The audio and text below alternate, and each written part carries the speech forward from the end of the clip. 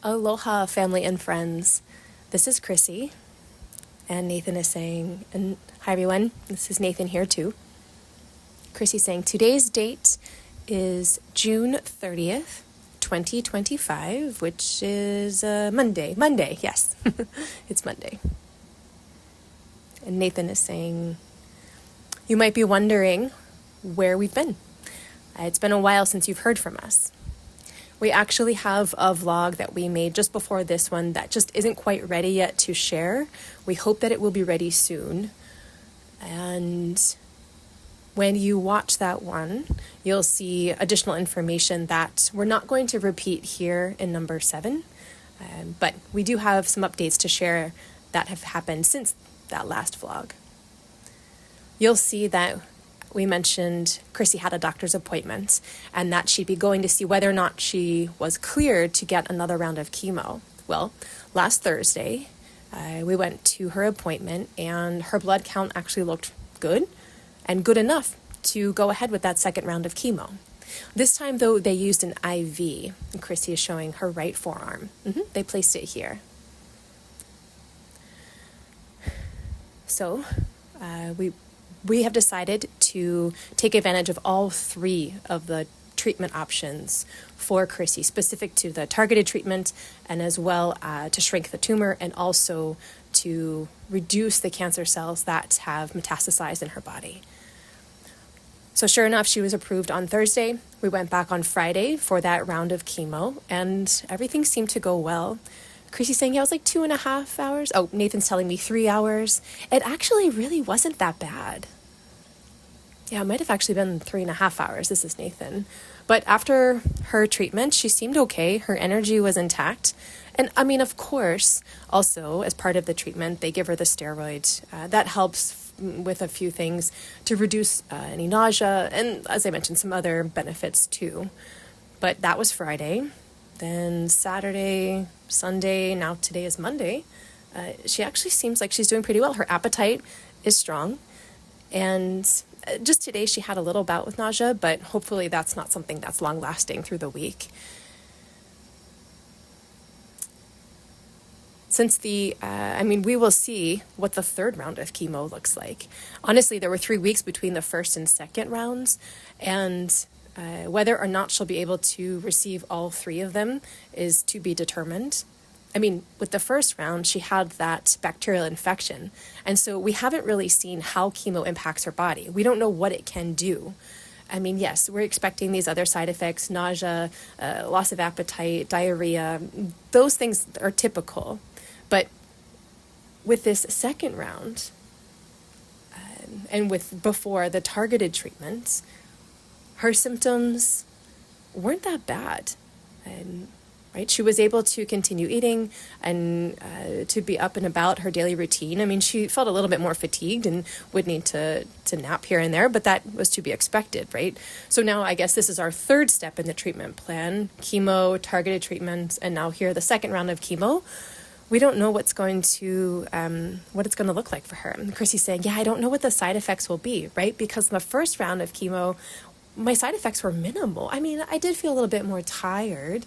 And it was hard. I am having some insomnia. Nathan's saying, yeah, she was unsteady on her feet before with that as well, and then has had those problems with insomnia the first round, and again this past weekend too. So it seems like the first round and second round of chemo are impacting her the same way with that insomnia.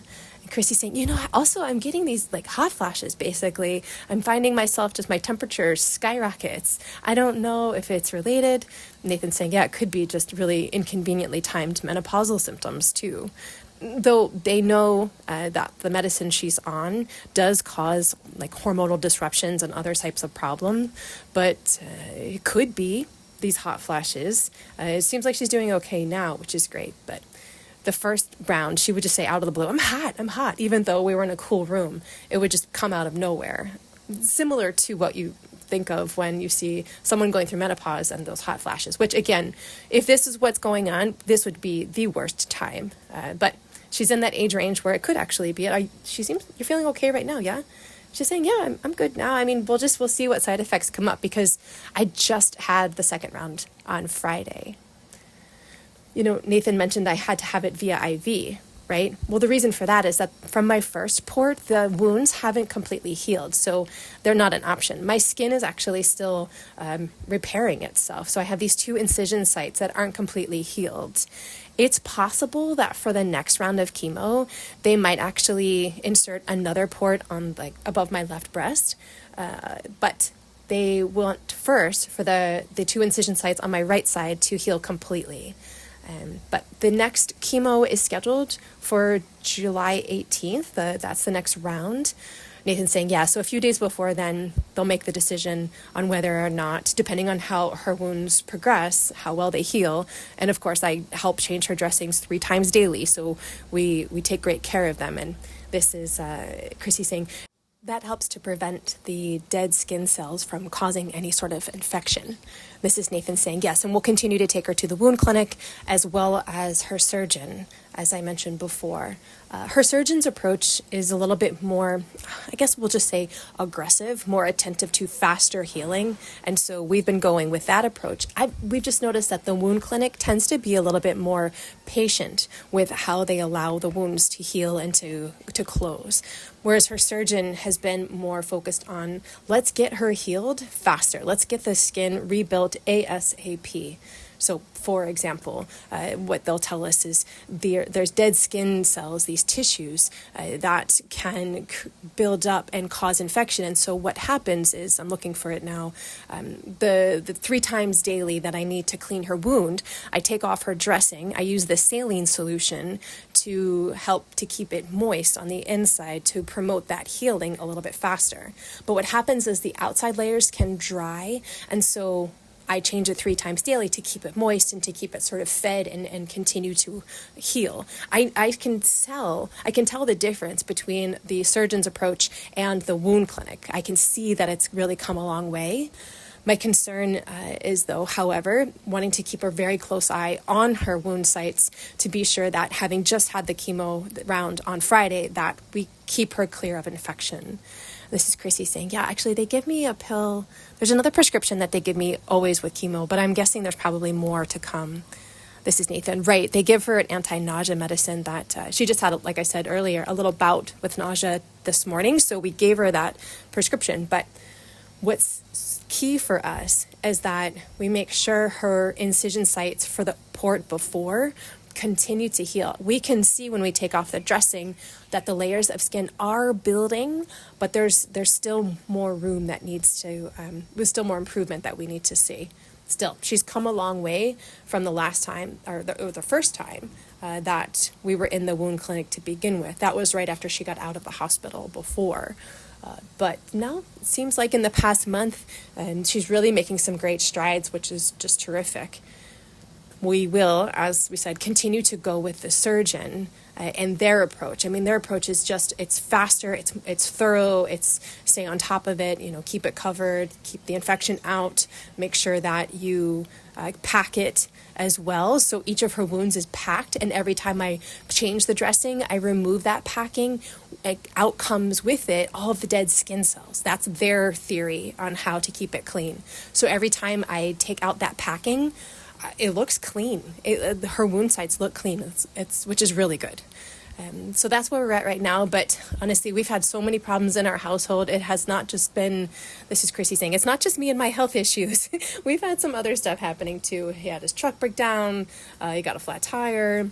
This is Nathan. Yeah. Chrissy saying, yeah, it's just a really wrong time.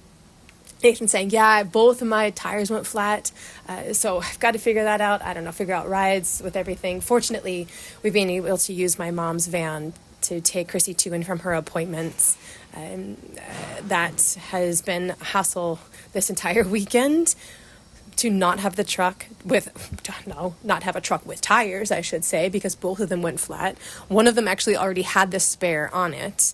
And that is now ripped to shreds, completely obliterated. So that's useless. And then the other one that I'd plan on getting replaced, or that I have to get replaced now, is punctured with a nail. I had the shop take a look at it to see whether or not it could just be plugged, and they said no. Unfortunately, the condition of the tires is beyond plugging, and so we need to get 2 new tires. And of course, this happens, when it rains, it pours, folks. And this weekend, it was definitely pouring. But, little by little, we just got to get it all taken care of. We got tires today, and we have another appointment that actually I'll take it back to the shop after her doctor's appointment tomorrow. So get that taken care of. But hopefully this week is a lot better than last week. You can see I have no more hair. I can't even pull any out to deal with this frustration. Kirsty's saying, I actually have lost all mine as well. So I'm wearing these hats and other head coverings. Nathan's saying, yeah, when she feels ready to show the world, she will take off her hat, but she's not there yet.